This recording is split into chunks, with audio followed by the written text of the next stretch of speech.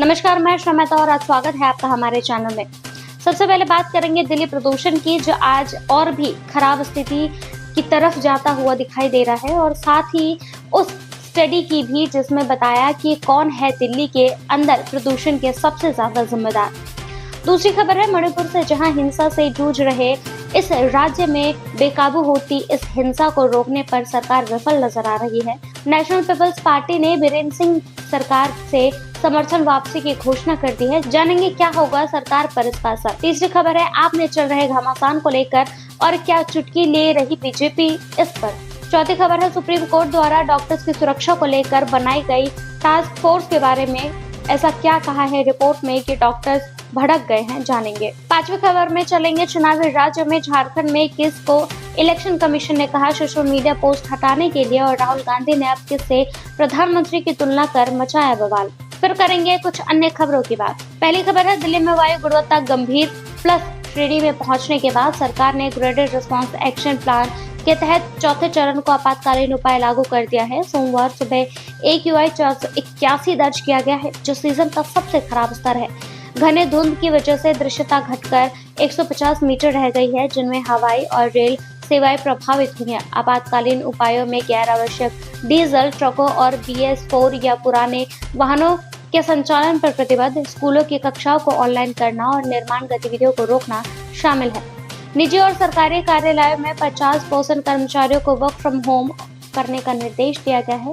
प्रदूषण से जनजीवन प्रभावित हो रहा है, लोगों को सांस लेने में दिक्कत, आंखों में जलन और स्वास्थ्य समस्याओं का सामना करना पड़ रहा है। विशेषज्ञों ने धुंध और धीमी हवाओं की भविष्यवाणी की है। दूसरी तरफ अभी तक पराली जलाने की प्रदूषण का सबसे बड़ा कारण बताने वाली सरकार को शर्मिंदगी का तब सामना करना पड़ा जब centre for research on energy and clean air ने ये साफ कर दिया है कि दिल्ली NCR में थर्मल पावर प्लांट पराली जलाने की तुलना में 16 गुना अधिक प्रदूषण फैलाते हैं। CREA की रिपोर्ट के अनुसार जून 2022 से मई 2023 के बीच इन प्लांट्स ने 281 किलोटन सल्फर डाइऑक्साइड उत्सर्जन किया है, जो पराली जलाने से हुए 17.8 किलोटन उत्सर्जन से काफी ज्यादा है। H2O से उत्पन्न सल्फेट कण वायु प्रदूषण और स्वास्थ्य समस्याओं के मुख्य कारण है। फ्लू गैस डिसल्फ्यूराइजेशन तकनीकी से H2O उत्सर्जन 67% तक घटाया जा सकता है, लेकिन अब तक NCR के 12 में से केवल 2 प्लांट्स ने इसे लागू किया है। पराली जलाने पर सख्ती होती है, जबकि थर्मल पावर प्लांट्स को बार बार छूट मिलती है। विशेषज्ञों ने त्वरित कार्रवाई और पारदर्शिता की आवश्यकता पर जोर दिया है। बिना कठोर नियंत्रण और स्वच्छ ऊर्जा विकल्पों के दिल्ली NCR में वायु गुणवत्ता सुधारना मुश्किल है। ये प्रदूषण संकट केवल अस्थायी उपायों से हल नहीं होगा। स्थायी समाधान जैसे स्वच्छ ऊर्जा और पराली जलाने के विकल्प ही प्रदूषण नियंत्रण का स्थायी रास्ता है। अगली खबर है कॉनराड संगमा ने नेतृत्व वाली नेशनल पीपल्स पार्टी ने मणिपुर में बीजेपी सरकार से अपना समर्थन वापस ले लिया है। एनसीपी ने राज्य में जारी जातीय हिंसा और बिगड़ती कानून व्यवस्था को लेकर मुख्यमंत्री बीरेंद्र सिंह की आलोचना की और इन्हें संकट हल करने की पूरी तरह नाकाम बताया। एनसीपी के समर्थन वापसी के बाद भी बीजेपी के पास 60 सदस्य विधानसभा में पर्याप्त बहुमत है, जिससे सरकार को तत्काल कोई संकट नहीं है। मणिपुर के मोतोई और कुकी समुदाय के बीच हिंसा जारी है, जिसमें 250 से अधिक लोग मारे जा चुके हैं और लाखों लोग विस्थापित हो चुके हैं। 7 नवंबर को जिरीबाम में एचमार समुदाय की शिक्षिका की हत्या ने हिंसा को और बढ़ा दिया है। केंद्र सरकार ने स्थिति को नियंत्रण में लेने की मांग तेज हो गई है, क्योंकि राज्य में शांति बहाल करने में सरकार विफल रही है। दिल्ली मंत्री कैलाश गहलोत ने आम आदमी पार्टी से इस्तीफा दे दिया है, जिससे पार्टी की गहरी दरारें और असंतोष की स्थिति सामने आई है। बीजेपी ने गहलोत के इस्तीफे को अरविंद आदमी पार्टी के रूप में वर्णित करते हुए आरोप लगाया कि आप अब केवल केजरीवाल के हितों की सेवा कर रही है। गहलोत ने इस्तीफा में पार्टी के घटते विश्वास और निजी स्वार्थों के कारण अपनी निराशा व्यक्त की है। गहलोत के इस्तीफे को बीजेपी के रणनीति दबाव का परिणाम बताते हुए आपने इसे बीजेपी की राजनीति से जोड़ा। गहलोत का भविष्य बीजेपी में शामिल होने का हो सकता है। अगली खबर है राष्ट्रीय टास्क फोर्स, जिसे सुप्रीम कोर्ट ने आरजीकर मेडिकल कॉलेज में एक जूनियर डॉक्टर के साथ हुए दुष्कर्म और हत्या के बाद बनाया था, ने कहा कि स्वास्थ्य कर्मियों की सुरक्षा के लिए किसी केंद्रीय कानून की आवश्यकता नहीं है। रिपोर्ट में बताया गया कि 24 राज्यों में पहले से ही ऐसे कानून मौजूद हैं। जबकि गंभीर अपराधों के लिए भारतीय न्याय संहिता 2023 में प्रावधान है। एनटीएफ ने अस्पतालों की सुरक्षा बढ़ाने के लिए प्रशिक्षित सुरक्षा कर्मियों, सीसीटीवी, नाइट शिफ्ट प्रोटोकॉल और त्वरित एफआईआर जैसी सिफारिश की है। महिलाओं की सुरक्षा और जन जागरूकता अभियानों पर भी जोर दिया गया है। फोकस मौजूदा कानूनों को मजबूत करने और परिचालन क्षमता सुधारने पर है।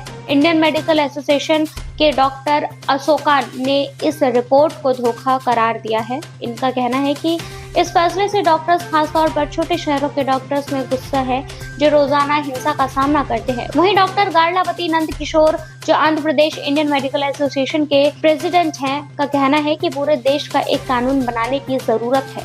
अगली खबर, चुनाव आयोग ने झारखंड भाजपा द्वारा सोशल मीडिया पर पोस्ट किए गए एक वीडियो को हटाने का आदेश दिया है, जिसे उसने मॉडल कोड ऑफ कंडक्ट का उल्लंघन माना है। वीडियो में धार्मिक ध्रुवीकरण और भ्रामक जानकारी फैलाई गई है, जिससे कांग्रेस और जेएमएम ने शिकायत की।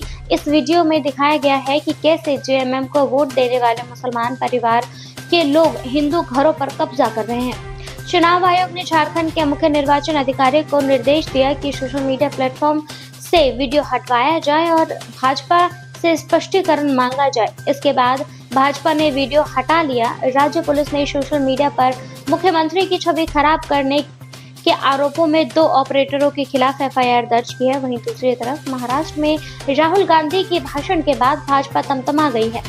महाराष्ट्र के अमरावती में एक रैली के दौरान कांग्रेस नेता राहुल गांधी ने प्रधानमंत्री नरेंद्र मोदी पर हमला करते हुए कहा कि वो याददाश्त खो चुके हैं और इसे अमेरिकी राष्ट्रपति जो बाइडेन के साथ तुलना की है।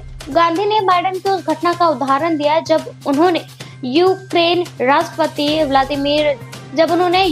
राष्ट्रपति व्लादिमीर जेलेंस्की को रूसी राष्ट्रपति व्लादिमीर पुतिन के रूप में गलत तरीके से संबोधित किया गया था। गांधी ने कहा, शायद मोदी जी अपनी याददाश्त खो चुके हैं, ये बताते हुए कि मोदी अपने भाषणों में कांग्रेस के बयान दोहरा रहे हैं।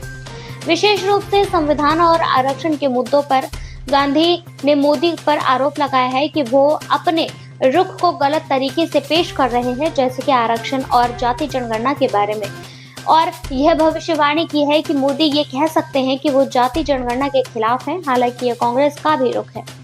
इसके जवाब में केंद्रीय मंत्री नितिन गडकरी ने गांधी के बयान पर गैर जिम्मेदार और इररिलेवेंट करार दिया है और कहा है कोई भी उन्हें गंभीरता से नहीं लेता।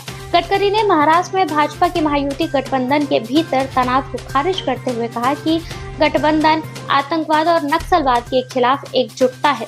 उन्होंने ये भी कहा कि भाजपा का फोकस विकास पर है, न कि जातिवाद मुद्दों पर। गडकरी ने जाति जनगणना पर गांधी के दृष्टिकोण की आलोचना करते हुए कहा कि असली मुद्दे गरीबों, किसानों और ग्रामीणों समुदाय की भलाई है। जैसे जैसे महाराष्ट्र के चुनाव करीब आ रहे हैं, राजनीतिक बयानबाजी तेज हो गई है, जिनमें आरक्षण और सामाजिक विभाजन के मुद्दे प्रमुख बनकर उभर रहे हैं।